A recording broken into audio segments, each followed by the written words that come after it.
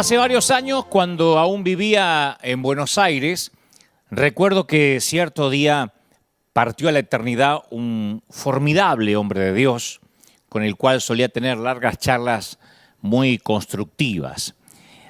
Y antes de que se fuera a vivir del otro lado del sol, recuerdo que desayunamos, compartimos un buen momento, una semana antes de que él partiera, de que el Señor lo llamara.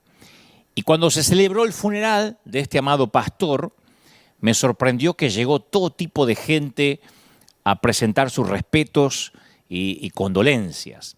Sentados uno al lado del otro estaban conservadores y progresistas, ateos y agnósticos, bautistas y pentecostales, adventistas y menonitas, heterosexuales y homosexuales, gente que no iba a la iglesia y gente muy fiel a congregarse, no faltó ningún vecino. Incluso asistió el imán musulmán de la ciudad para expresar su dolor y su gratitud por un hombre que había trabajado incansablemente para inculcar la paz en la comunidad. Y yo me pregunté cuál era la receta de este hombre para que ocurriera este fenómeno. Bueno, la receta era que todos eran bienvenidos a su mesa.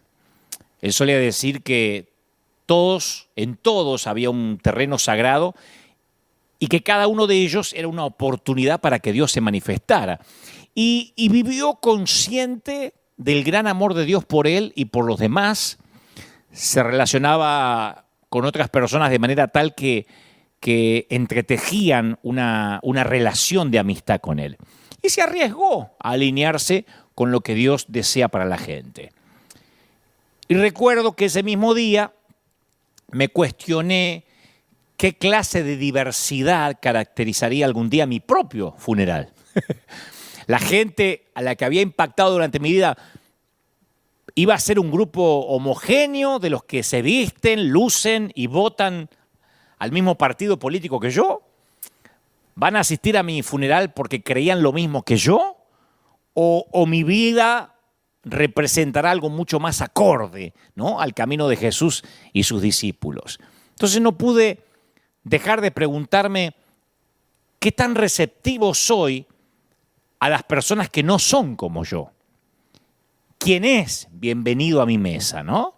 De modo que cuando llegue, insisto, el día de mi funeral, haya una diversidad de creencias de gente que están allí porque fueron impactados independientemente si a lo mejor no creen lo que yo. Entonces me pregunté, ¿y si solo estoy acercándome a aquellos que piensan como yo? Porque a veces uno puede pensar que tenemos que acercarnos solo a quienes nos ponen like en nuestras redes y a quienes les caemos bien. Y solemos quedarnos cómodos esperando que se acerquen a aquellos que piensan como nosotros, ¿no? Para entonces, recién tener cierta comunión. Entonces yo me acordaba esta semana en el primer capítulo de Deuteronomio, donde vemos que los israelitas habían acampado en el monte Oreb y ya estaban asentados. Sabían dónde poder conseguir comida y agua, dónde comerciar, dónde dirimir cualquier disputa que tuvieran. Habían establecido una ciudad que era segura y que era conocida. Y sin siquiera saberlo, los hebreos habían creado un lugar donde estaban atrapados. O sea, no necesitaban arriesgarse, casi no necesitaban a Dios, tenían todo lo que requerían, pero Dios tenía un sueño más grande para con el pueblo hebreo. Dios requería que abandonaran lo conocido, arriesgaran todo y dependieran de Él. Así que les habló y les dijo en Deuteronomio 1:6, ustedes han permanecido ya demasiado tiempo en ese monte. Ustedes, insisto con esta palabra, ustedes han permanecido ya demasiado tiempo en este monte. Y esta invitación a abandonar el monte es la que yo voy a usar hoy como mi torpe intento por redimir la palabra más famosa de toda la cristiandad, evangelización. Es una palabra que creo que ha sido secuestrada por nosotros mismos, por los cristianos. La hemos tomado como rehén Es una palabra incomprendida y la mayoría de las veces la palabra evangelización es mal utilizada. Es como que nos hemos quedado lo suficiente en esa montaña cómoda de lo que creemos y la vida entera tiene que ver con amar a la gente, con involucrarse, con bajar de esa montaña, con salir de la comodidad. Pero las relaciones que implican el amor de Dios entre unos y otros son lo único que vamos a llevarnos a la próxima vida. De modo que o arriesgamos todo lo que tenemos para alinearnos con el deseo de Dios para con la gente, o seguimos construyendo una ciudad a kilómetros de distancia de la tierra prometida en nuestra cómoda montaña. Es nuestra decisión. ¿Me explico? Pero antes de elegir, creo que tenemos que tener una conversación brutalmente honesta sobre lo que los cristianos creemos que es la evangelización. Porque sé que hay gente del otro lado diciendo, pero yo sé lo que es la evangelización, es predicar las buenas nuevas. Bueno, lo que antes o en algún momento significaba buenas nuevas, como que sutilmente, no digo que conscientemente, sutilmente y de modo inconsciente se ha desvirtuado. Y a lo mejor hoy predicar o evangelizar tiene más que ver con juzgar a los que son diferentes a nosotros que con amar a la gente que está rota. Una de las formas principales en que se entiende la evangelización es en términos escatológicos, o sea, una forma elegante de contarle a la gente inconversa cómo es que va a acabar el mundo. Cuando comprendemos la evangelización de manera escatológica, de esta manera, se enfatiza solo en lo que va a suceder después de morir. Entonces eso nos lleva a preguntarles a las personas que capaz que nunca conocimos, con las que no tenemos ninguna relación, cosas como, si usted muriera hoy, ¿usted sabe dónde se va? Así nomás. Si usted tuviera que partir mañana a la eternidad, ¿se va al cielo o al infierno? Entonces, que es verdad, por cierto, pero la base de esa evangelización escatológica es la siguiente: mucho miedo, esquivar el infierno y asegurarte el cielo. Punto. Entonces el enfoque urgente es ayudar a las personas a arrepentirse antes que llegue el día final en que se tengan que morir por lo que sea, por un accidente, por un cáncer, por el COVID o de viejo, y se vayan al infierno por no tener a Cristo. ¿Estás dentro o estás fuera? Entonces la motivación es salvarla de que ardan eternamente en el infierno. Ahora, escrituralmente, teológicamente, esto es correcto.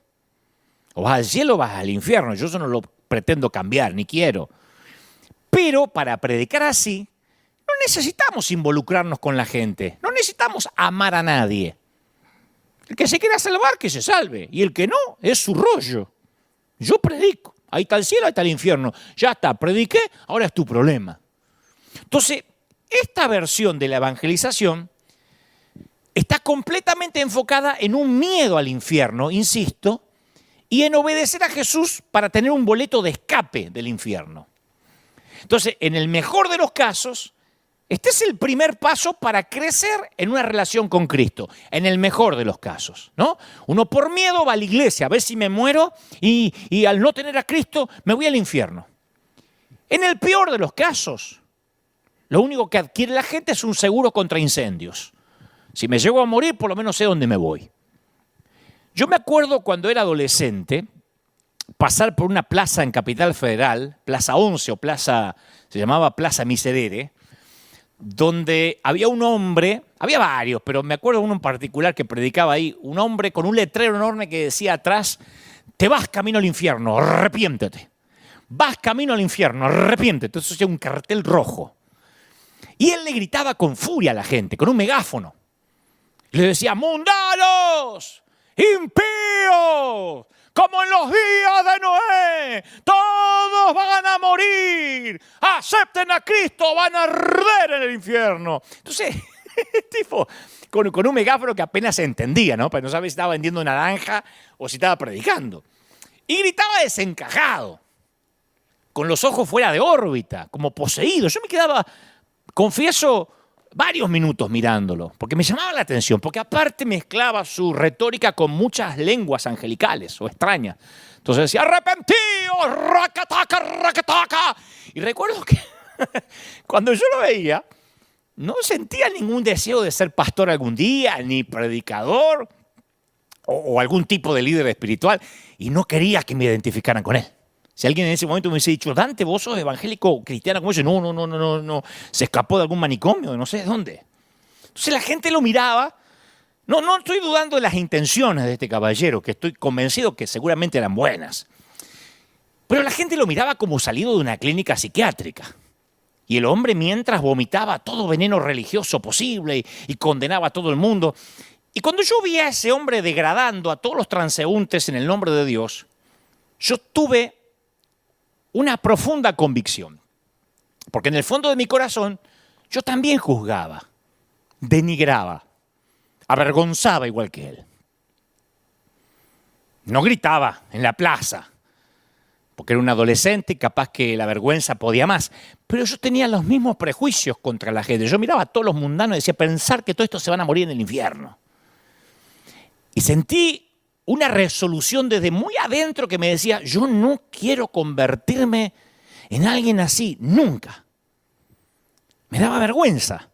Insisto, no estoy criticando su manera de predicar, su retórica, la mala calidad de los equipos de sonido o sus intenciones, sino la manera en que él pretendía que la gente aceptara a Cristo, diciendo, todo el mundo se vaya al infierno y va a arder en el infierno y yo tengo la salvación si aceptan lo que estoy predicando.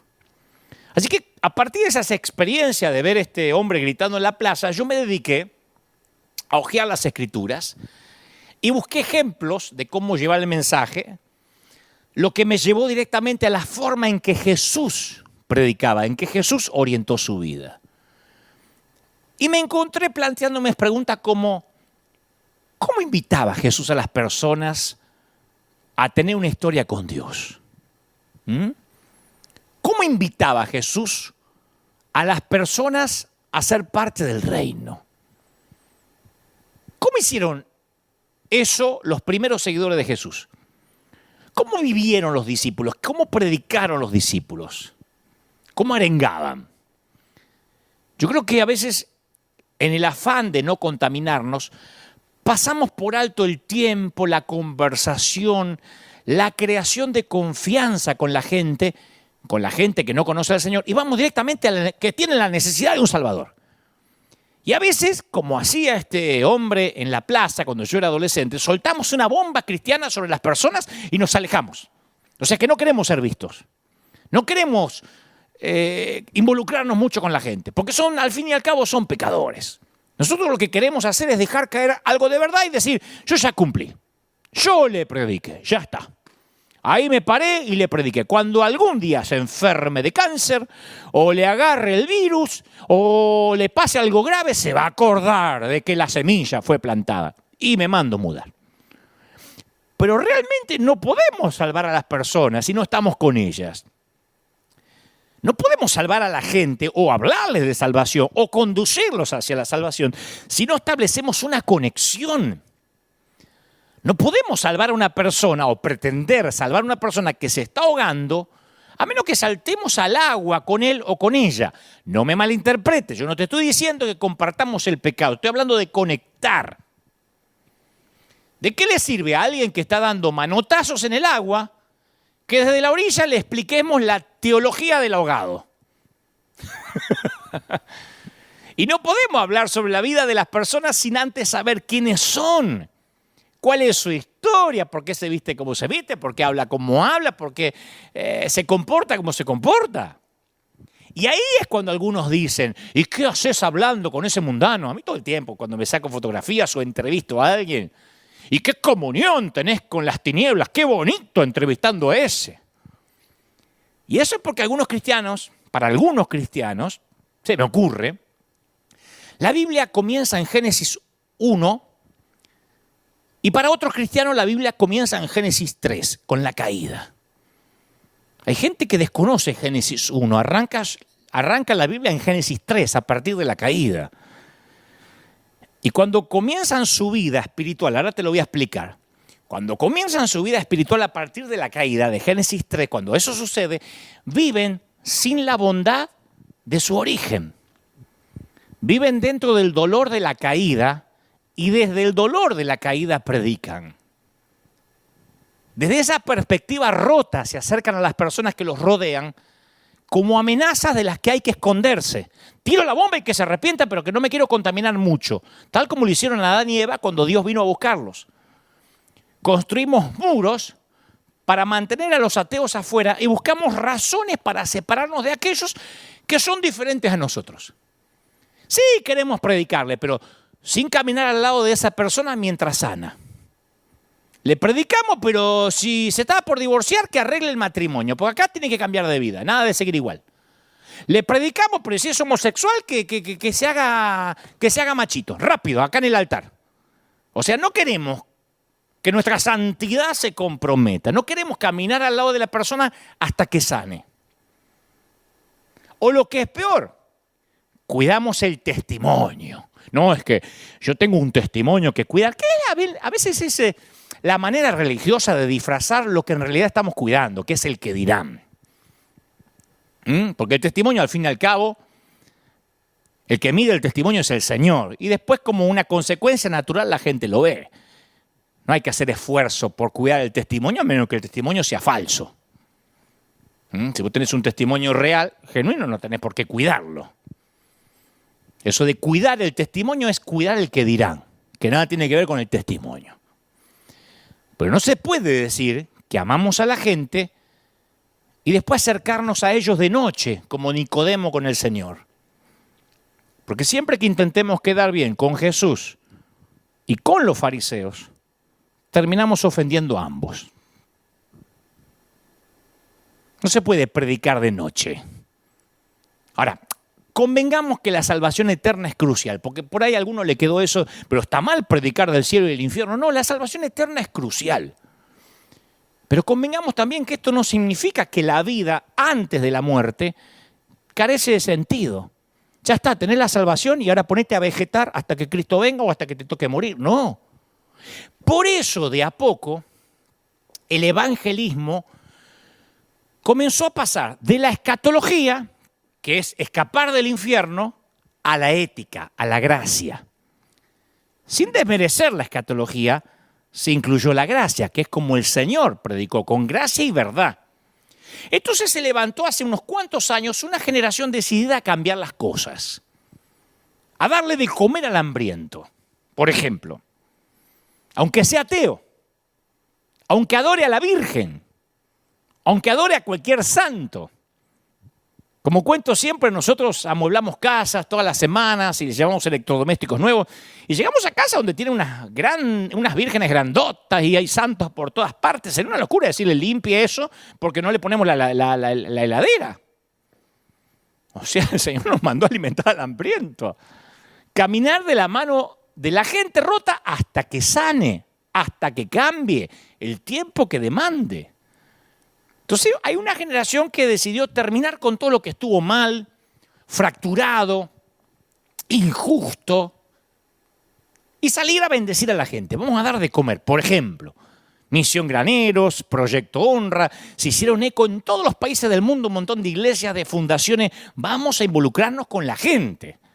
Plena pandemia, no vamos a andar preguntando quién es evangélico y quién no, a ver si le dejamos una bolsa de comida. Esto es a ateos, esto es a musulmanes, a católicos, no importa. El Señor dijo, dale vosotros de comer. Después algunos, a partir de eso, cambiarán de vida, buscarán a Dios. Otros dirán gracias y nunca más. Pero ahí es cuando los creyentes topos, que viven metidos en sus madrigueras del miedo, en sus refugios del miedo, suelen decir que no sepa a tu izquierda lo que da a la derecha. Porque al ver que otro ama a los perdidos y se involucra con los perdidos, los expone y los ridiculiza. Por eso prefieren alegar, no, yo también ayudo y amo, pero no lo ando publicando. En el fondo saben que no es verdad. Pero cuando evangelizamos a través de la gracia, hay una plétora de presuposiciones forjadas sobre la ética y el amor. El mensaje de evangelización ético se basa principalmente en el amor y en la gracia. Y yo creo que es hora de redimir la forma en que hablamos sobre las buenas nuevas. Es hora de cambiar nuestra manera de llegar a la gente. No estoy desmereciendo a los grandes evangelistas. Estoy diciendo que es hora de amar a la gente, de involucrarnos, además de predicar la verdad. Los israelitas estaban obsesionados con la vida alrededor del monte Horeb. Estaban cómodos en su nueva madriguera de lujo.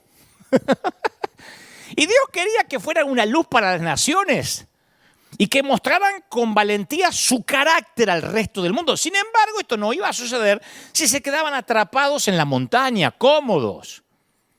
Por eso les pidió que se volvieran y se enfrentaran a lo que les tenía preparado. Y Deuteronomio 1:6 dice, ustedes han permanecido ya demasiado tiempo en este monte. Salgan.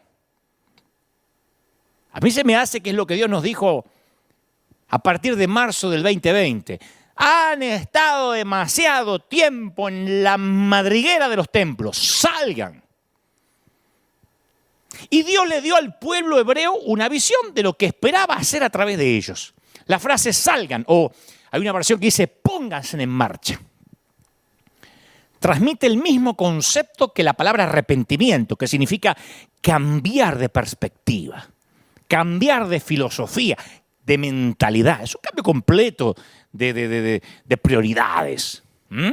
Es una vida que te promete un asiento de primera fila para ver a Dios trabajar en las personas con las que te estás relacionando.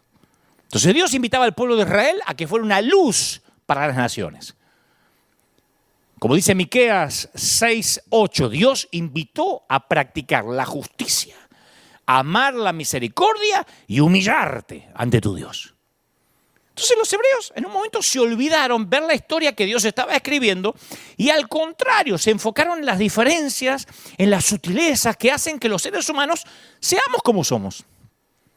Entonces por miedo, fíjate si esto no pasa hoy, por miedo a ser influenciados negativamente por la cultura, comenzaron a usar las instrucciones de Dios no como una forma de acercarse y amar al otro, sino como una manera de justificar la segregación. Y las escrituras se convirtieron en una vara de medir que usaban para identificar quién estaba dentro y quién estaba afuera. Y esas barreras crearon polarización, segregación y división, y eso los mantuvo distantes del plan unificador de Dios. ¿Me explico? Yo una vez conté acá, yo creo que fue el año pasado, que cuando entrabas al templo de Herodes, había letreros que le avisaban a las personas que se mantuvieran cada uno en el lugar correcto, el que le correspondía. Estaba leyendo que en los últimos 100 años se descubrieron 2 de esos letreros de advertencia publicados en el templo de Herodes. Los pudieron recuperar arqueológicamente. Están escritos en piedra y su traducción es la siguiente: ningún extranjero debe pasar más allá de la baranda. Quien sea capturado haciendo tal cosa será culpable de su propia muerte. O sea, ni siquiera tenía derecho a un juicio. El que cruzaba la baranda. Solo aquellos que tenían el linaje correcto se le concedía mayor acceso al templo. Todos los demás tenían acceso parcial, en el mejor de los casos. Eran relegados a un área con el resto de los gentiles. Los gentiles eran esas personas extranjeras que nadie quería tener cerca y podían acercarse a Dios en la medida que le permitían sus genealogías. Y esto no es un tema antiguo, no es algo que pasó, gracias a Dios, y ya no pasa. Es algo que sigue pasando. Ayer, alguien mismo me puso, cuando publicamos el título de Iglesia Perfecta, alguien me escribió: Dante, me caías bien, pero no te puedo perdonar. O sea, no me perdona, así que seguro ya me borró del libro de la vida. No te puedo perdonar que hayas invitado a tararear una canción a Cristian Castro. Y me puso: te respetaba, pero subiste a ese blasfemo al altar. Y no cualquiera sube al lugar santísimo. Y yo me harté de explicar que no. Le dije: no sé a qué iglesia vas, pero en River Arena no tenemos ni altar ni lugar santísimo. En River Arena nunca hubo lugar santísimo, ni altar. Hasta vos podrías subir, le dije. De hecho, si este lugar fuera santísimo, yo mismo no podría estar aquí. Pero a la gente le encanta eso, el lugar santísimo, el lugar santo, el púlpito sagrado. Nos encanta hacer sacros o sacras ciertas cosas o elementos o lugares o sitios. Nos encanta que haya un velo todavía. Y si el velo se rompió, hagamos un velo. Porque si no hay no pertenecemos a cierta élite o si no hay cierta exclusividad, como que el club ya no es tan atractivo. Yo soy el líder, decimos. Yo voy con los líderes, ¿no? Y puedo subir al lugar santísimo. Esto es un escenario, un stage. Le gusta a quien le guste. Pablo vio la difícil situación de sus amigos gentiles y que no podían acceder a la plenitud de Dios antes de Cristo. Entonces vio cómo crecía la división entre judíos y gentiles, no solo en el mundo, en la iglesia. Y a la luz de estos antecedentes, Pablo escribió estas palabras en Efesios 2:13. Pero ahora en Cristo Jesús, a ustedes, los gentiles, que antes estaban lejos, Dios los ha acercado mediante la sangre de Cristo. Porque Cristo, dice Pablo, es nuestra paz. Los dos pueblos han hecho uno solo, derribando mediante su sacrificio el muro de enemistad que nos separaba, pues anuló la ley con sus mandamientos y requisitos.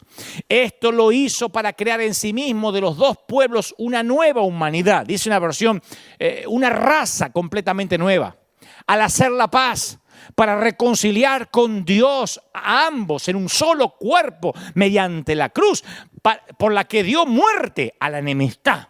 Se cayeron los muros, dijo Pablo, muerte a la enemistad. Él vino y proclamó paz a ustedes que estaban lejos y paz a los que estaban cerca.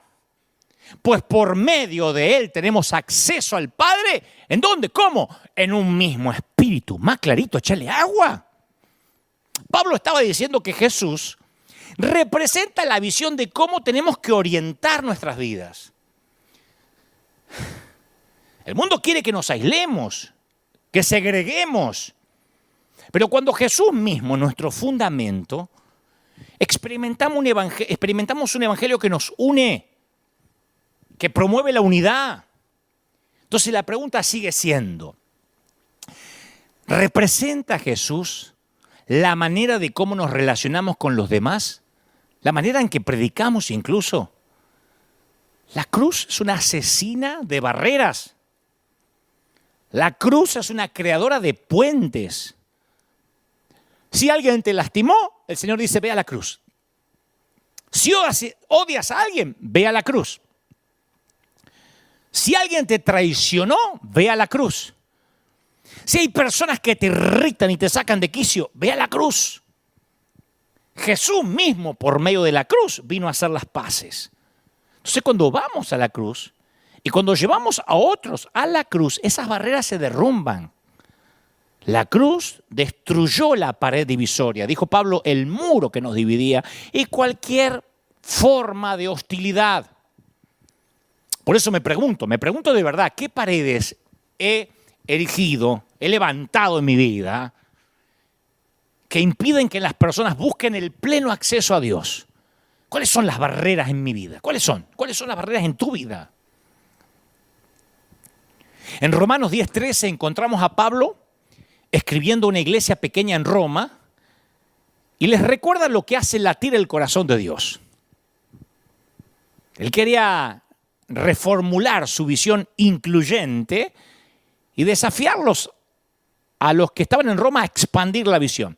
Entonces afirma con audacia, todo el que invoque el nombre del Señor será salvo. Claro, a nosotros nos parece un versículo más. Pero dijo, todo el que invoque el nombre del Señor será salvo. ¿Cuántos dijo? Todos. Todos, o casi todo. Habrá intentado el que tiene la sana. Todo el que invoque será salvo. Cada político corrupto que invoque el nombre del Señor se va a salvar. Junto con cada republicano, con cada demócrata, con cada socialista, con cada comunista, con cada capitalista, con cada heterosexual, con cada homosexual que invoque el nombre del Señor. Cada persona que no puede soportar, cada persona que odias. Vos podés decir, pero tienen que cambiar de vida. Pará. Vamos a detenernos en lo que dijo Pablo primero. Todo el que invoque el nombre del Señor será salvo. Esto no desmerece la doctrina, el cambio de vida, el arrepentimiento, pero el que invoque el nombre del Señor será salvo. Yo no sé vos, pero hay algunas formas de creer, de vivir, de vestir, algunas orientaciones incluso sexuales que son más difíciles de aceptar que otras. Que decimos, está bien, pero antes de entrar a la iglesia que cambie. Hay algunas personas con las que yo estoy fundamentalmente en desacuerdo y otras que en general no me agradan. Así que una afirmación como la de Pablo le quita el aliento a mi ego engreído y a mi estrechez mental. Porque me hace sentir incómodo. ¿Cómo que todo el que invoque el nombre del Señor será salvo? Una vez alguien preguntaba en las redes, ¿qué? Si Hitler al final de su vida se arrepentía, ¿iban al cielo? Todo el que invoque el nombre del Señor y lo acepte como su Salvador y se arrepienta de sus pecados, será salvo. Pero a la vez esto es un suspiro de alivio para mí. Porque no tenemos que ser nosotros quienes decidamos quién está dentro y quién está afuera.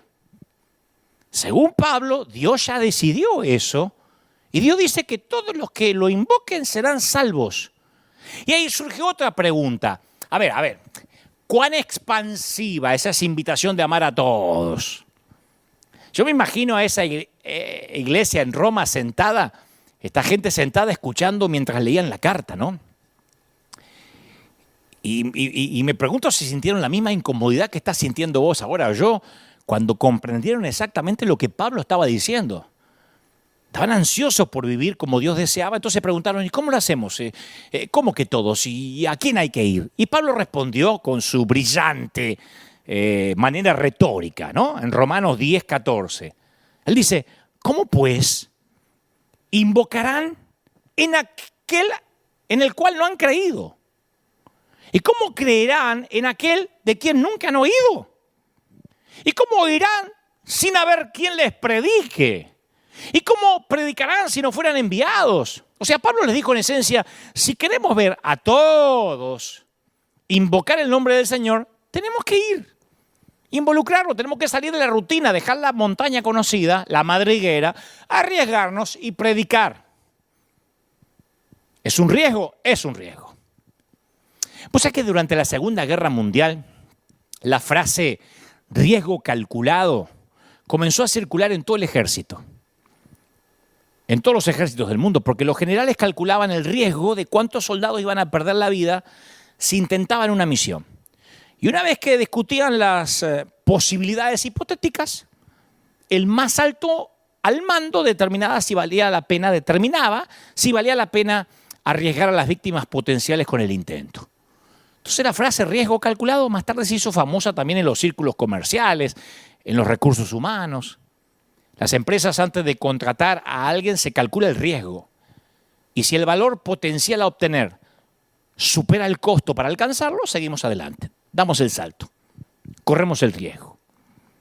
En las universidades de casi todo el mundo, los cursos se basan en la gestión de riesgos. Gestionar riesgos. Y cualquiera que se precie como líder comprende lo que significa identificar y gestionar posibles peligros para una organización. Todo esto está bien. Pero ¿qué pasa cuando nuestro evangelio se convierte en una cuestión de gestión de riesgos? ¿Qué pasa cuando nuestras iglesias se encuentran constantemente calculando los riesgos? Y hay que salir a dar de comer, pero eso cuesta plata. Eso significa nuestros ahorros. Y por ahí nos contagiamos. Y hay que salir y capaz que ni vienen a la iglesia, después se congregan en otro lado. Capaz que le damos de comer y sigue siendo católico y sigue con su virgen. ¿Qué sucede cuando los seguidores de Cristo nos volvemos reacios al riesgo? ¿Qué ocurre cuando la iglesia se para en un acantilado a mirar cómo se ahoga la gente y en todo caso grita del megáfono, ¡arrepentíos! ¡Arrepentíos! ¡Porque se van a ir al infierno! ¿Qué pasa cuando miramos desde la orilla lo que se están ahogando? Por eso tenemos que volver a ver a Jesús con ojos nuevos. Escucha. Una vez estaba Jesús sentado alrededor de una mesa, en una reunión con mucha gente, y decide relatarles una historia, esa que les vuela en la cabeza todo y les agarra un ataque de caspa. La historia está en Lucas 14, 16. Dice Jesús, cierto hombre, porque él empezaba así como un cuentito y después los hacía pedazos. Cierto hombre preparó un gran banquete, invitó a muchas personas a la fiesta y a la hora de la fiesta mandó a su siervo a decirle a los invitados, vengan, que ya está todo listo. Estaba el asado argentino listo, los chorizos argentinos, el vino Malbec mendocino, la banda musical tocando cumbia. Estaba todo para una gran celebración. Vengan rápido. Y dice la Biblia, o dice Jesús en el relato de las Escrituras, pero todos los invitados sin excepción comenzaron a disculparse. El primero dijo, yo acabo de comprar un terreno y tengo que ir a verlo. Perdóname que no llego a la fiesta. Otro adujo, yo acabo de comprar 5 yuntas de bueyes y tengo que probarlas. Te ruego que me disculpes. Yo escuché muchas excusas, pero estas son únicas, ¿eh? Y luego otro alegó, acabo de casarme y por eso no puedo ir. Justo me agarró plena noche de bodas. Entonces el siervo regresó y le informó a su amo. Sigue contando Jesús, ¿no? Y el amo se enojó porque había invitado a sus amigos y todos le dieron excusas y se negaron a acudir. Y estaba el asado ahí, estaba el Malbec recién abierto. Entonces en la siguiente parte de la parábola, el amo capitalizó ese rechazo como una oportunidad para extender la perspectiva del siervo en cuanto a quién podría sentarse a su mesa. Todos son bienvenidos. En la mesa, cuando Cristo invita, todos son bienvenidos. El Come Santos y Cristian Castro. El que toca la guitarra en el altar y el otro. La hermanita que se deja llevar por los programas de Chimento y el Puma que no perdona a sus hijas. Todos. No importa quiénes sean. Nuestro trabajo es ir a buscarlos e invitarlos a entrar. Lo cuenta Jesús. Por eso en la parábola de Jesús, el amo le dijo a su criado, sal deprisa por las plazas, por los callejones del pueblo y trae acá a los pobres, a los inválidos, a los cojos, a los ciegos, a los argentinos. Y el siervo salió e invitó a varias personas a la fiesta y cuando regresó le dijo al amo, Señor, ya hice lo que me mandó, pero ¿sabe que todavía hay lugar? ¿Cómo que hay lugar? Y hay lugar y sobra asado. Entonces el amo le dijo a su siervo, anda por los caminos y por las veredas y obligarlos a entrar para que se llene mi casa. A mí me encanta eso. Porque aquí como que el amo básicamente dijo, yo quiero que encuentres a cada persona que está sola. Cada persona que se siente como extranjera. Cada persona que se siente invisible, rota. Porque vamos a festejar en grande. Y Jesús contó esta historia para reforzar el hecho de que en el reino de Dios todos son bienvenidos a la mesa. Nadie debe estar alejado. Por eso notamos que Jesús, a lo largo de su ministerio, soportó todo tipo de comportamiento desagradable, tenía gracia, tenía paciencia, le preguntaban cada cosa que te daban ganas de decirle, Señor, me da ganas de decirle a su padre, Padre, ¿te lo llevas o te lo mando? Pero lo soportaba. Ahora, cuando la gente tenía una visión estrecha de lo que significaba a todos, eso lo enfurecía al Señor. Cuando la gente quería hacer una fiesta para gente VIP, lo sacaba de quicio a Jesús. Jesús detestaba la idea de los asientos reservados. Detestaba eso que nos encanta a los evangélicos, esto es solo para algunos. En los días de Jesús, el templo tenía 12 hectáreas, 12. En una atracción turística magnífica para gente de todas partes. Ahora imagínate que vos y tu familia vienen de peregrinación desde Egipto para ver el templo con sus propios ojos. Oíste hablar del templo, viajaste de lejos para verlo, pero como sos extranjero, podés ingresar solo a ciertas áreas limitadas. Te da un cartel que te dice que te va a costar la vida si pasás del otro lado. Además de eso, los líderes religiosos han puesto secciones claritas en cartera en las que podés andar en un bazar interior, ¿no? Entonces vas al bazar, a donde está el cartel, pero ahí en el bazar estás agotado, sediento, polvoriento, ansioso por acercarte a la presencia de Dios, pero ahí se escucha ruido de ganado, vendedores que gritan, calenteta, calenteta, la empanada, calenteta, calenteta, compre sandía, señora, compre sandía. Y todo tan... y los clientes haciendo trueque. Claro, vos decís, fuiste a ver a dónde podés entrar en el templo y te encontrás que hay baratija, montones de mantas amontonadas en las mesas. Los argentinos saben lo que voy a decir, es la salada. Lo que hace imposible ver más allá del patio. Y estás parado ante la puerta ahí y no podés pasar y te quieren vender de todo. ¡Compre, señora, compre! ¡Ah, lo crucifico! Ah, no vendían crucifijo todavía. Pero lo que sea que vendieran, ¿no? ¡Compre, se lleva! Es el Moisés pequeño de regalo, es el llavero de Abraham. Y te vendían. Y Jesús te ve a través de la multitud, que vos te tienen atrapado ahí entre lo que te quieren vender. De hecho, ve a tu familia y ve al asiento de personas paradas a tu lado, mientras los líderes religiosos arreglan las mesas, cuentan el dinero, oprimen a las personas que necesitan desesperadamente encontrar a Dios. ¿Vos querés hacer enojar al Señor? Interponete en el camino de los que quieren llegar a Él. Los evangelios dicen que Jesús se enfureció y dio vuelta a las mesas. Y sabe que algunos se lo tratan de imaginar. ¿Y qué decía mientras daba vuelta a las mesas? Citaba las Escrituras del Antiguo Testamento. Marcos 11:17 dice que mientras que daba vuelta a las mesas decía: mi casa será llamada casa de oración para todas las naciones. O sea que los líderes religiosos habían olvidado que era para todas las naciones. Tenían una visión estrecha de lo que significa todas las naciones. Bueno, todas. Andá a saber qué quiere decir con todas. Todas, no. Todas las que sean como nosotros. Entonces, cuando Jesús comenzó a voltear las mesas, no estaba enojado por la actividad comercial necesariamente, sino por la explotación de las personas, por las barreras que ponían. Él vio a los que debían mostrar el carácter incluyente de Dios y que estaban haciendo exactamente lo contrario. Se estaba impidiendo que la gente adorara a Dios y eso provocó la ira de Jesús. Estos comesantos jugaban a ser la iglesia perfecta, porque ni siquiera le daba para ser perfecto, perfecta. Y así es que nos comportamos. Yo también, por muchos años, yo me enfocaba en las cosas que me diferenciaban de otras denominaciones. De dónde venían, cómo se vestían, cómo en esa iglesia pueden cantar con jean, cómo que cantan esa música rock. Yo siempre estaba buscando las diferencias, porque a mí me criaron así.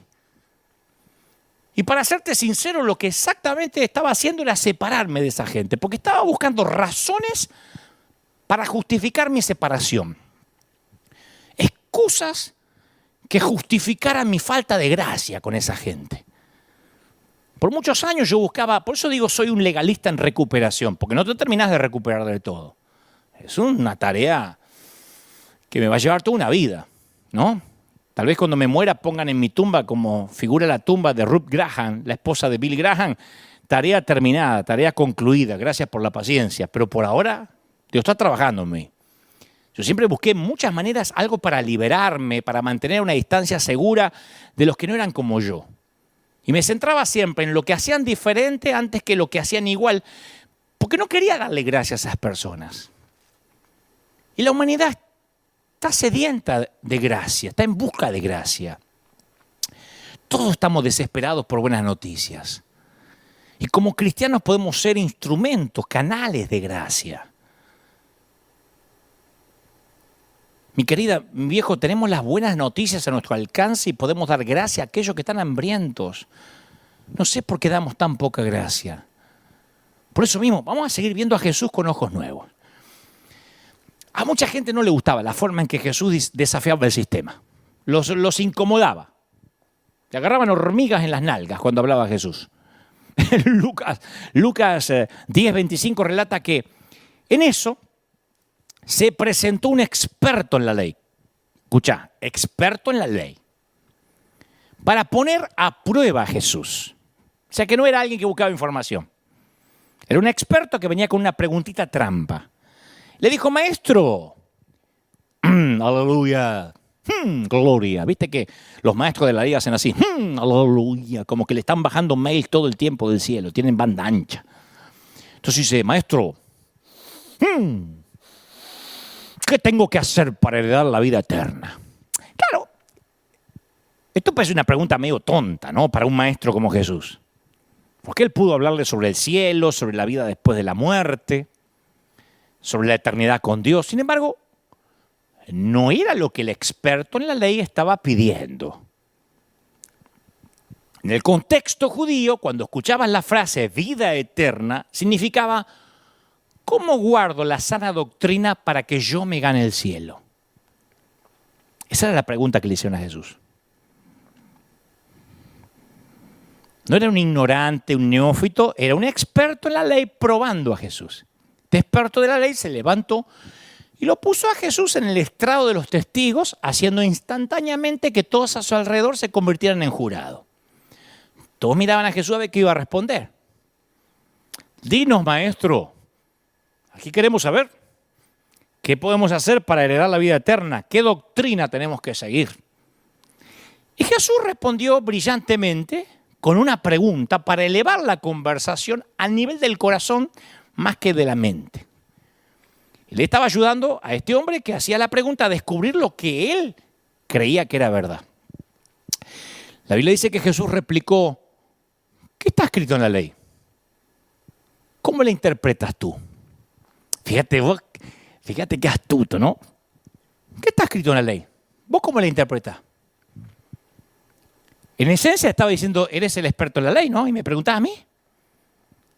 Cuéntame lo que está escrito en la ley y contame cómo la entendés, tal como la entiendes. La ley en la mente judía era la Torá. Los primeros 5 libros de la Biblia, Génesis, Éxodo, Levítico, Números y Deuteronomio. En estos 5 libros hay 613 mandamientos conocidos en hebreo como misvot. Misvot. Para los hebreos no eran leyes, mandatos o sugerencias, eran hechos sagrados. Esa era la forma para que la gente caminara con Dios. Por eso este tipo lo estaba probando a Jesús. A ver cuánto sabía. Pero hay otra cosa que se nos va, mirá, escucha.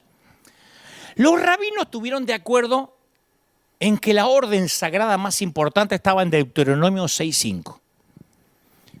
Amarás al Señor tu Dios con todo tu corazón, con toda tu alma y con toda tu fuerza. Eso era el mandamiento principal, en eso estaban de acuerdo. Pero había grandes debates sobre cuál era el segundo gran mandamiento. Ya sabemos el primero. ¿Cuál es el segundo? Y el debate que tenía divididos a los rabinos era que algunos decían que el segundo era amar al prójimo. Amar a Dios con el corazón, con la fuerza, con toda tu alma, era el primero. Y amar al prójimo era el segundo gran mandamiento en importancia. Otros decían, no, el segundo gran mandamiento es mantenerse puro, santo. Ese era el debate. Los escritores de los evangelios presentan 8 de estos grandes debates. Algunos decían, hay que conservarse santo, ese segundo mandamiento. Otros decían, no, el segundo es que hay que amar al prójimo. De modo que cuando Jesús le devolvió la pregunta al experto, le estaba pidiendo al hombre que mostrara sus cartas, a ver qué teología seguía, a ver de qué lado estaba, a ver si para él el segundo mandamiento era amar al prójimo o el segundo mandamiento era mantenerse santo.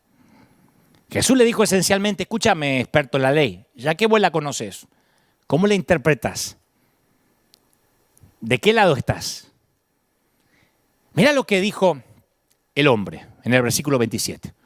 Bueno, amarás al Señor tu Dios con todo tu corazón, con toda tu alma y con toda tu fuerza y con toda tu mente. Y luego amarás a tu prójimo como a ti mismo. Y Jesús respondió rápido, bien contestado. Haz eso y vas a vivir. Claro, escucha. Aunque creas que es decir eso de parte del Señor, que Jesús dijera eso, iba a aclarar el asunto, el experto todavía deseaba que Jesús permaneciera en el estrado, no lo iba a soltar fácil. Así que miró a Jesús y soltó la pregunta trampa. Acá viene la pregunta trampa. ¿Y quién es mi prójimo? ¡Bingo! ¡Pac! En cesta. ¿Me entendés? Está bien, para el teólogo para el experto en la ley, él estaba de acuerdo que el segundo mandamiento era amar al prójimo. Ahora definime quién es mi prójimo. Esa era la pregunta trampa.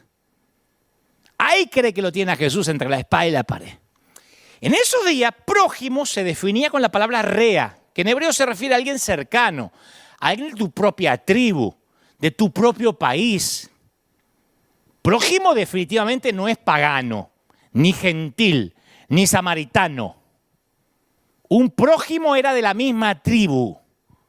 Los prójimos a los que yo puedo amar se visten, se ven, comen, se comportan y creen lo mismo que yo.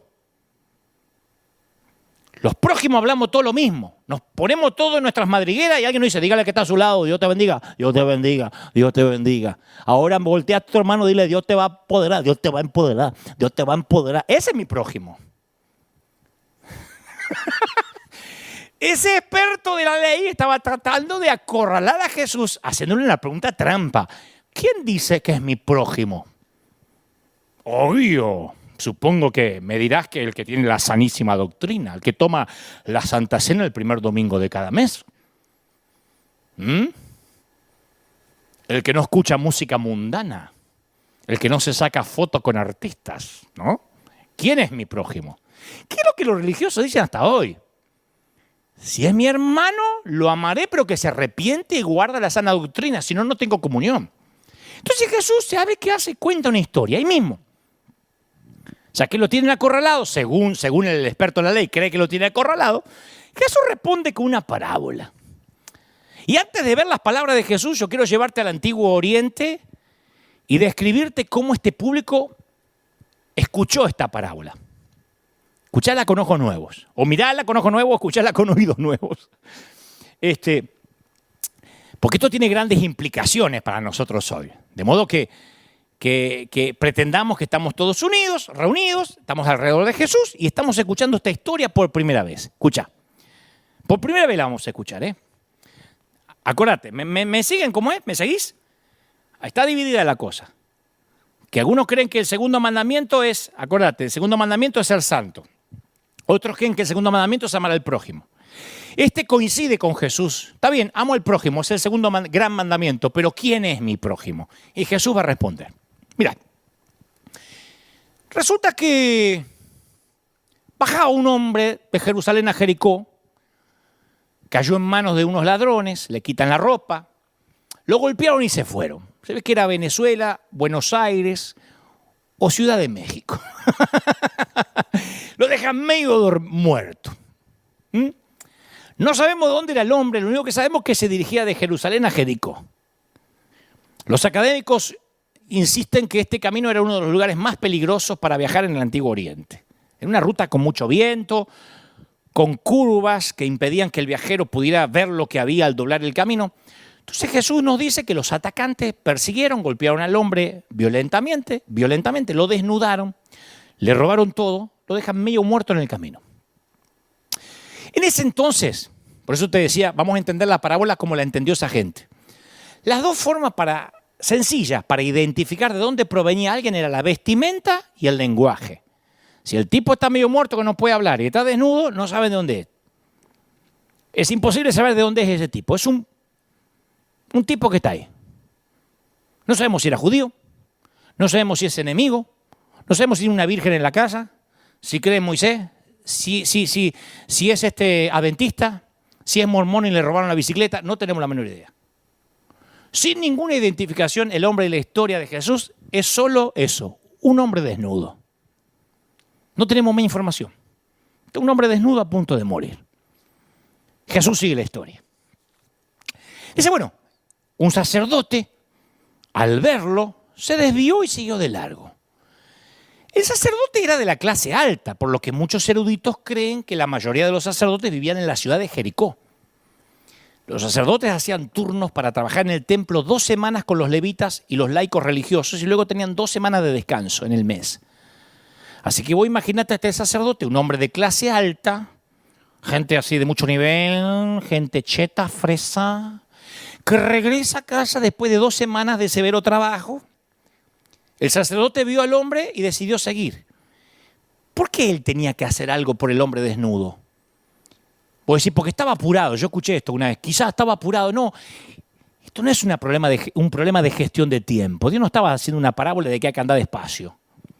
Se trataba de cómo el sacerdote calificaba la ley, cómo entendía la Torá y qué teología rabínica seguía. Este sacerdote, ¿creía que el segundo gran mandamiento era amar al prójimo, al hombre desnudo, o permanecer santo? Ese era el tema de fondo. Si ese sacerdote se detenía para ayudar a este hombre y tenía contacto con sus heridas, se habría vuelto ceremonialmente inmundo.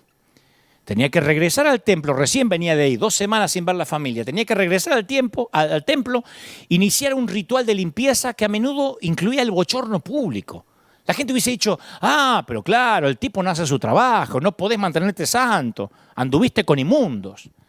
Era semejante a hoy sacarse una foto en Instagram con un mundano. ¿Qué haces con ese mundano? ¿Me entendés? Así que el sacerdote tuvo que tomar una decisión. ¿Vale la pena pasar vergüenza por este hombre? ¿Vale la pena soportar la burla por esta persona que no conozco, un tipo desnudo? ¿Vale la pena que por este tipo que no conozco tenga que volver a Jerusalén inmundo? Con las manos sucias. ¿Vale la pena esta persona? No, este tipo no lo vale. Aquel hombre no valía nada para el sacerdote. La santidad y la doctrina era lo que tenían valor para él. Él no iba a poner en riesgo su sana doctrina por un tipo desnudo. El segundo personaje que encontramos en la historia de Jesús fue un levita. Los levitas gestionaban la seguridad en el templo, manejaban los terrenos, mantenían el orden y también se iban a la casa después de trabajar 2 semanas en el cambio de turno.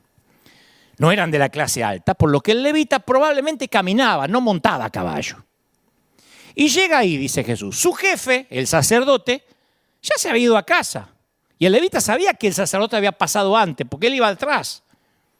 Cuando llega al lugar donde estaba tendido el hombre golpeado, se enfrenta a una disyuntiva. ¿Cómo interpreto la ley? ¿Tengo que amar a Dios y también al prójimo? ¿O amar a Dios y cuidar mi santidad?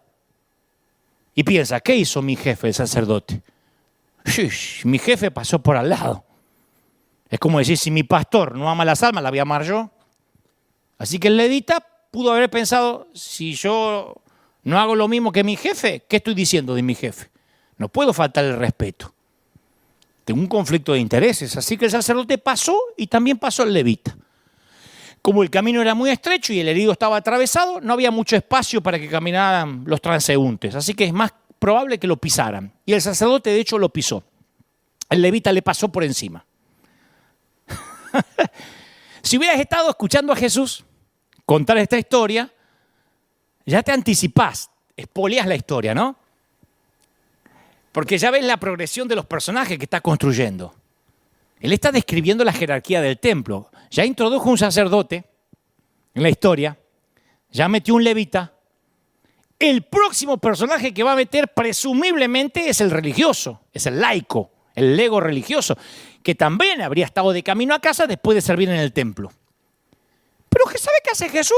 Como te hacen a veces las series en Netflix que te meten un personaje inesperado, un personaje que nadie vio venir.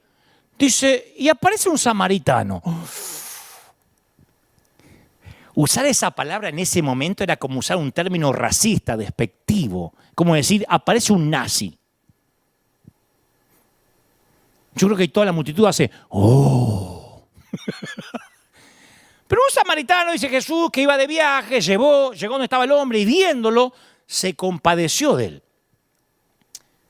El sacerdote vio el herido, siguió de largo. Dijo, yo no puedo comprometer mi santidad, tengo que cuidar el testimonio, aleluya. El levita vio al hombre, siguió caminando. Dijo, yo tengo que servir a Dios y tengo que practicar las partituras para tocar mañana en el templo. El samaritano lo vio y tuvo compasión de él. A mí me gusta la palabra compasión, es mi favorita en el griego porque es el vocablo que significa compasión desde las entrañas. 11 veces se usa esa palabra en el Nuevo Testamento, 11. Esta es la idea. Este hombre, el samaritano, vio al tipo acostado ahí casi muerto. No solo se dio cuenta de él, tuvo compasión de él. Pero no es esa compasión, voy a estar orando, le dejé el WhatsApp. Si se recupera, me llama y está orando. Bien, macho, nos vemos. No, una compasión que decía, tengo que hacer algo al respecto, no vamos a estar orando. Dice que se acercó, le vendó las heridas, Lo tocó, se ensució las manos, se las manchó, se llenó de sangre. Luego untó las heridas del hombre con aceite y vino. Eso es lo que probablemente llevaba al templo para adorar, no es que venía del mercado. Y ahora estaba derramándolo, tratando de sanar a aquel hombre. Lo que iba a llevar para adorar a Dios, ahora se lo está dando al prójimo. Entonces el samaritano montó al hombre en su burro, lo que significa que él caminó al lado del animal, porque en el burro iba el hombre. El samaritano hizo el resto del viaje a pie para poder llevar al herido. Y en el oriente, el que caminaba al lado de un burro o de un caballo era el sirviente de quien quiera montar a la bestia. Así que el samaritano llevó al hombre a una posada y lo cuidó. Se sentó al lado de la cama, tendiéndolo, haciéndolo lo que pudo para que sanara. ¿Vos te das cuenta lo valiente que fue este tipo? El samaritano, digo. Porque hoy no comprendemos el riesgo que corrió. Porque lo que ese hombre arriesgó fue su vida. Hubiera sido muy fácil para cualquiera echar un vistazo a la escena y suponer que el samaritano había sido el que había lastimado al herido. Capaz que alguien lo acusaba, lo había detenido o le quitaba la vida en el acto. El samaritano se quedó con el hombre. Cuando se levantó a la mañana siguiente, dejó dinero y le pidió al hotelero que lo cuidara. Dijo, cuídamelo. Y si gasta algo de más, si pide room service, si pide una hamburguesa, lo que sea, yo te lo pago cuando vuelva. Escucha, le robaron al tipo, lo golpearon casi hasta matarlo, lo abandonaron, lo dejaron a punto de morir. El samaritano llegó para rescatar, sanar y cuidar al hombre roto. Y luego le promete que regresará. ¿No te parece familiar la historia? ¿No luce esto como el Evangelio? Estas son las buenas noticias. ¿No es lo que Jesús hizo por nosotros? Estábamos destrozados, abandonados, rotos, llegó Jesús. Cuando fuimos olvidados, considerados inmundos, cuando los religiosos no nos querían tocar, porque sos un divorciado, porque sos un separado, porque tenés una vida licenciosa, porque tomás vino, porque te fumaste un purito, porque Jesús vino, nos cargó, se quedó con nosotros, nos cuidó, pagó por nosotros y prometió regresar. El buen samaritano era una imagen, es una imagen de Cristo. Pero Jesús todavía no había terminado la historia. Ahora tiene una pregunta él para el experto de la ley. Termina la historia y dice, decime, experto, yo hubiese pagado por ver ese diálogo. Sí, decime, ¿cuál de los tres pensás que demostró ser el prójimo del que cayó en manos de los ladrones? Cuando el experto hizo la pregunta, convirtió la palabra prójimo en sustantivo. Cuando Jesús hizo la pregunta, hizo del prójimo un verbo. El experto en la ley solo podía responder, considerando la historia, que obviamente debe ser ficticia, el prójimo es el que se compadeció de él. El desgraciado ni siquiera podía nombrar al samaritano, no pudo decir el samaritano, dijo el que se compadeció. Jesús le dice, bueno, ve entonces y haz lo mismo. Fin del caso. ¡Caso cerrado! Ahora, esta no es una historia acerca de actos de amabilidad al azar de vez en cuando. Es una historia sobre amor incondicional. Es una historia que nos cuestiona hasta qué punto se extiende la idea de que tenemos acerca de la palabra prójimo. Prójimo es la persona que vive al lado tuyo, que se congrega en la misma iglesia, que se parece a vos, que vota como vos, que actúa como vos, que usa la misma corbata. O podría ser aquella persona que dice que es transexual. O podría ser aquel que dice que va a los boliches. No te estoy diciendo si está bien y si está mal. Digo, puede ser un prójimo. Jesús estaba diciendo que ser su discípulo significa más que amar a las personas que son similares a nosotros o socialmente aceptables, gente como uno. No, los discípulos tienen que amar a sus enemigos. Los discípulos van a amar sin excepción, sin calificación, sin estigmatismo. Como seguidores de Jesús tenemos que codearnos con personas que no concuerden con nosotros. ¿De qué otra manera van a experimentar el reino inclusivo de Dios si gastamos nuestra energía evitándolos? Jesús diría que hasta los recaudadores de impuestos aman a los que son como ellos. Es fácil para nosotros amar a las personas que nos dicen a toque, sí, sí pastor, sí apóstol, uy qué revelación que tuvo, o nos agradecen. Jesús dijo que hasta los paganos hacen eso. Pero hay que amar a los enemigos. Y para amar a los enemigos hay que identificarlos. No puede decir el que tuvo compasión. ¿Quién? El que tuvo compasión. No, hay que nombrarlo. El experto en la ley de la historia de Jesús no pudo nombrar, no pudo decir el samaritano, no pudo. De tanto que lo odiaba. Lo llamó el que se compadeció. ¿Vos podés nombrar a la persona que te lastimó? Decí el nombre.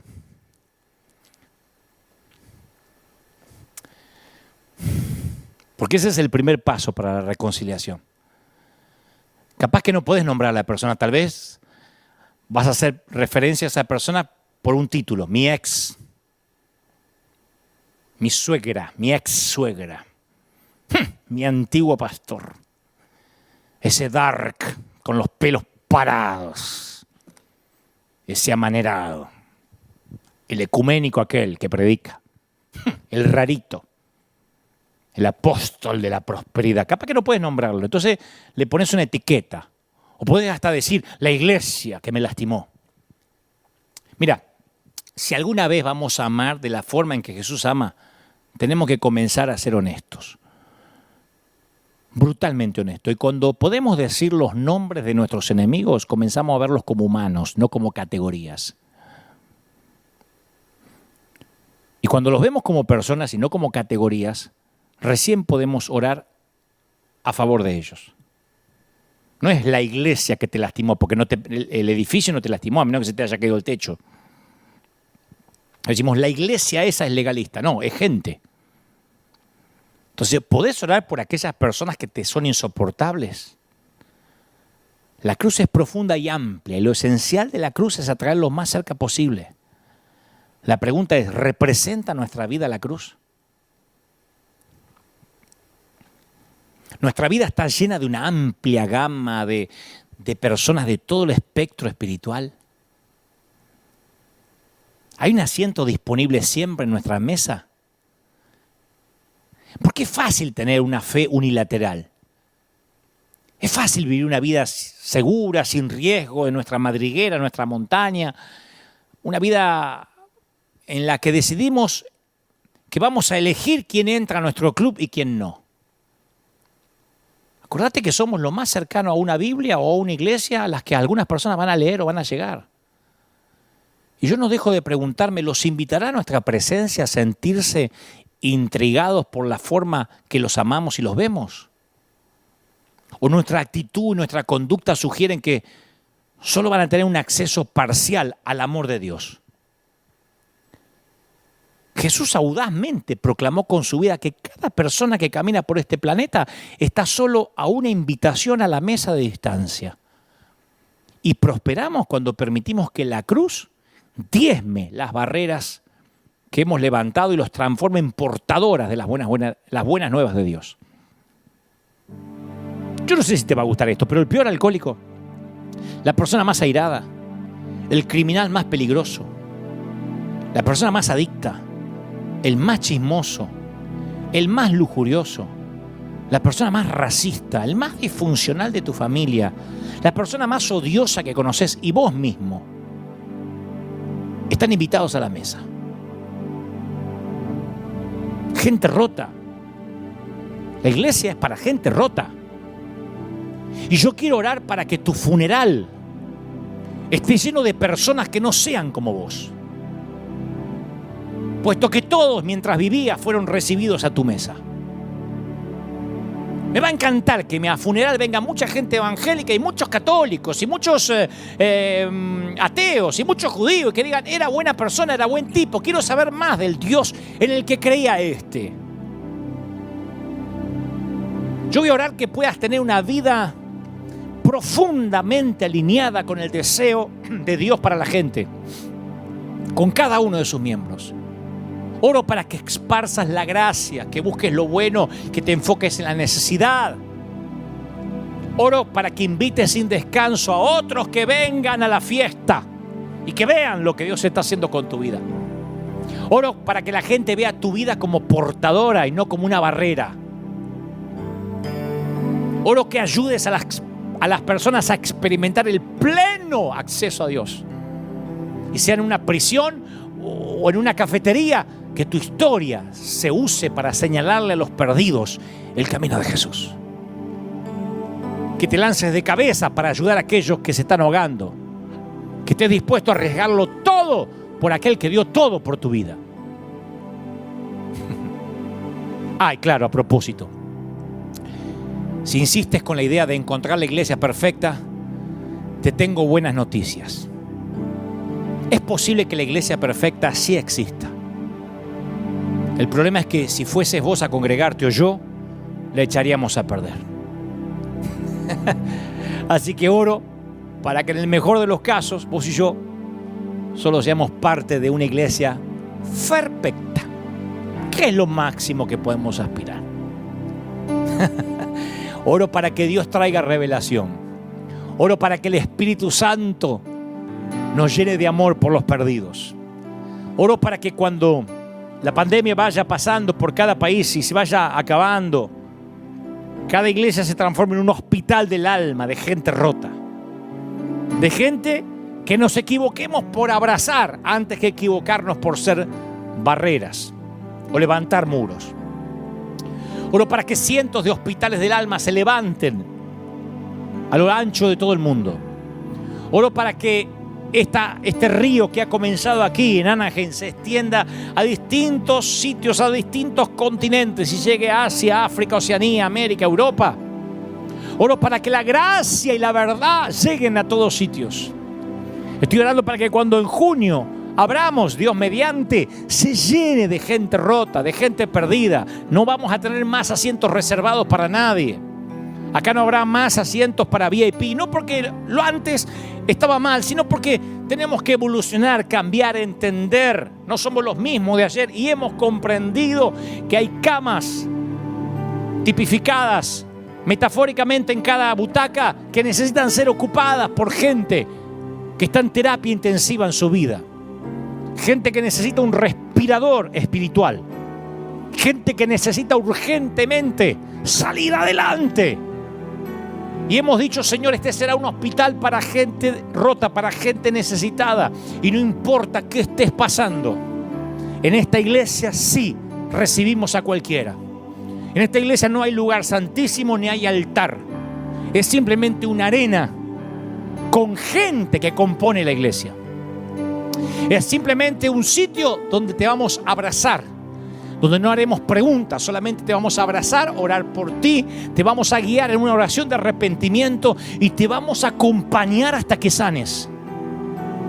Y capaz que vas a volver a tropezar, pero vamos a estar ahí. Hablaba esta semana con alguien muy famoso, pero muy famoso. Si te dijera no podrías creer quién es. Y me decía, yo era cristiano, en un momento alguien, o mejor dicho, alguien me predicó, y yo no sé si todavía soy cristiano. Le digo, si aceptaste a Cristo, nadie arrebata a los que son de Él de su mano. Me dice, sí, pero estoy cayendo a veces en droga, en esto, en lo otro. Le dije, vamos a salir adelante, yo te voy a ayudar, vamos a orar. Y oramos. Y él me dice, quiero hacer las cosas bien, no quiero equivocarme más, quiero amar al Señor, quiero que Él esté orgulloso de mí. Y le dije, vamos a orar para que el Espíritu Santo te dé fuerza, porque mi viejo no vas a poder solo. Pero después le aclaré, le digo, ¿sabes qué?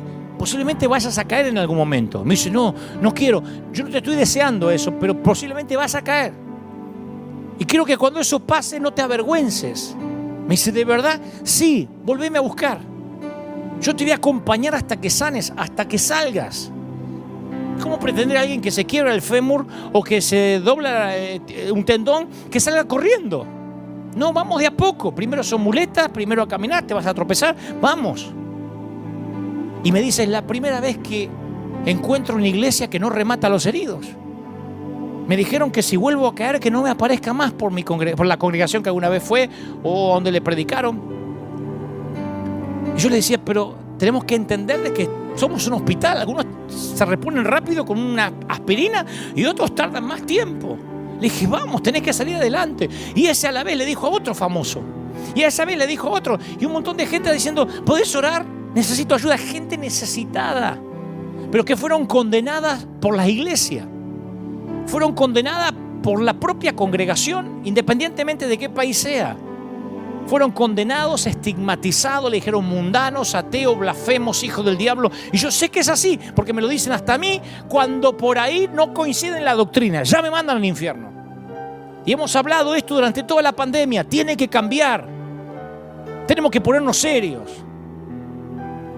Y le hablo a los consiervos que me están mirando, a los queridos pastores, que hay muchos. Pongámonos serios, dejémonos de embromar. Vamos a amar a la gente. No somos competencia. Estamos en el negocio de las almas, que es más grande que cualquiera de nosotros, que es algo que nos supera. Vamos a salvar gente, vamos a rescatar heridos. Uno más. Que Dios nos ayude a rescatar uno más, y uno más, y uno más. Que los demás, las mentes pequeñas, se peleen por las doctrinas mezquinas. Que los torpes discutan por la superficialidad de las formas. Yo quiero ser parte del escuadrón de búsqueda. Yo quiero ser parte del movimiento de búsqueda. Quiero ser alguien que cuando se celebre mi funeral diga: el tipo daba gracia, el tipo predicaba, iba por las almas perdidas. Y oro para que se levante una generación, esas que están hartas de legalismo, hartos. El otro día alguien me decía: ¿tenés una idea fija? No estoy enojado con el legalismo, ni tengo la idea fija, pero sigo hablando con gente dolida. ¿Qué querés que diga? Me sigue llamando gente lastimada, gente dolida. No es que tengo la idea fija. Ay, ¿cómo le pegás a los religiosos? ¿Tenés odio en tu corazón? No tengo ningún odio, si no, no podría predicar. Lo que sí saca de quicio mi corazón, como el de Jesús, cuando veo las barreras que le ponen a la gente para llegar a Dios. Hemos subestimado al Espíritu Santo, pensamos que no tiene poder para cambiar a nadie, lo tenemos que cambiar nosotros y vigilarlo y hacerle un seguimiento y ponerle un líder que le controle con quién se pone de novio. Pero que el Espíritu Santo haga la obra. Porque ni que le pongamos el FBI vamos a poder hacer que alguien sea santo por ley. Es la gracia lo que nos hace santos. Y tiene que levantarse una iglesia llena de gracia. Una iglesia que sea perfecta. Que sea rota. Que se le vean los defectos y las grietas. Pero al cabo eso somos. Gente herida. ¿Qué pretendés? ¿Entrar a un hospital y no ver sangre? ¿Entrar a un hospital y no ver suturas? ¿No ver vendas? ¿No ver gasas? ¿No escuchar los sonidos cardíacos de los corazones? ¿No chocar contra los tubos de oxígeno? Es un hospital. Y estamos en recuperación. Y vamos a salir adelante. Te incito, te instigo y te alisto para que seas parte del escuadrón de búsqueda, del movimiento de búsqueda en combate contra las filas invasoras. Gracias por estar ahí. Gracias a los que están recibiendo ahora a Cristo en el corazón. A los que dicen: yo quiero ese Dios. El Dios que me acepta, el Dios que me ama, el Dios que me levantó en el camino, curó mis heridas, se quedó conmigo y prometió regresar. Y ese Señor está contigo. El Dios que dijo: vengan a mi mesa, y te fue a buscar a los caminos y te obligó a entrar. Y sucio te sentaste y dijiste: ¿en serio? Sí, come, bebe, porque es mi fiesta, dice el Señor. Te ama el Señor. ¿Cómo no te va a amar? Te ama el Señor. Que Dios te bendiga, que Dios te guarde. Nosotros nos vemos aquí dentro de 7 días, Dios mediante, esperando junio, esta experiencia de River. Firme como talón de oso. Nos vemos pronto. Chau, que Dios te bendiga. Y por supuesto aquí tenemos una cita el próximo domingo. Chau, que tengas linda tarde.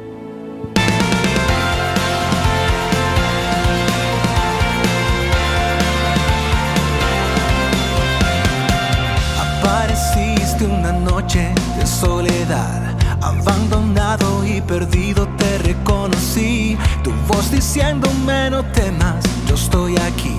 El Padre me envió por ti.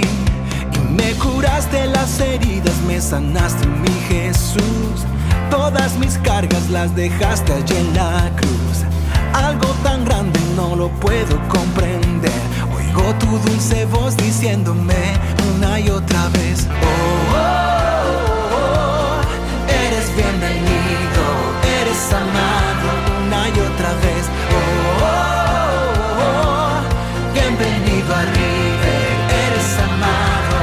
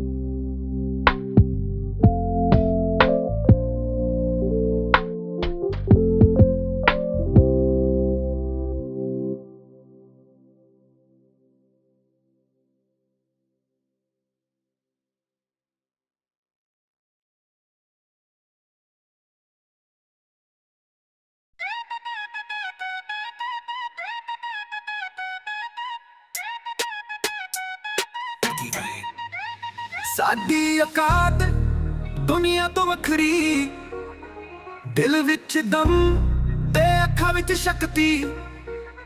ਜਿੱਥੇ ਵੀ ਲੰਘੇ ਛੱਡ ਦੇ ਰੌਣਕ, ਪੰਗਾ ਲੈ ਕੇ ਵੇਖ ਕਰਦੇ ਸਭ ਨੂੰ ਸ਼ੌਕ। ਸਾਡੀ ਔਕਾਤ ਸਾਡੇ ਨਾਮ ਦਾ ਰਾਜ, ਚੱਲਦੇ ਜਿਹੜੇ ਵੀ ਬਣ ਜਾਵੇ ਅੰਦਾਜ਼। ਗੱਲਾਂ ਵੀ ਸਾਡੀ ਜ਼ਮੀਨ ਤੋਂ ਹਾਈ, ਸਾਡੀ ਔਕਾਤ ਕੋਈ ਨਾ ਕਰਦੇ ਟਰਾਈ। ਸ਼ਹਿਰ ਦੇ ਵਿੱਚ ਵੀ ਸਾਡੀਆਂ ਗੱਲਾਂ ਮਸ਼ਹੂਰ, ਸਾਡੀ ਚੱਲ ਚੱਲਦੀ ਜਿਵੇਂ ਹਵਾ ਦੀ ਧੂੜ। ਦਿਲ ਵੀ ਰੱਖਦੇ ਸਾਫ਼ ਤੇ ਬੜਾ, ਪਰ ਪੰਗਾ ਲਿਆ ਤਾਂ ਕਰਦੇ ਜੱਡਾ। ਸਾਡੀ ਔਕਾਤ ਸਾਡੇ ਨਾਮ ਦਾ ਰਾਜ, ਚੱਲਦੇ ਜਿਹੜੇ ਵੀ ਬਣ ਜਾਵੇ ਅੰਦਾਜ਼। ਗੱਲਾਂ ਵੀ ਸਾਡੀ ਜ਼ਮੀਨ ਤੋਂ ਹਾਈ, ਸਾਡੀ ਔਕਾਤ ਕੋਈ ਨਾ ਕਰਦੇ ਟਰਾਈ।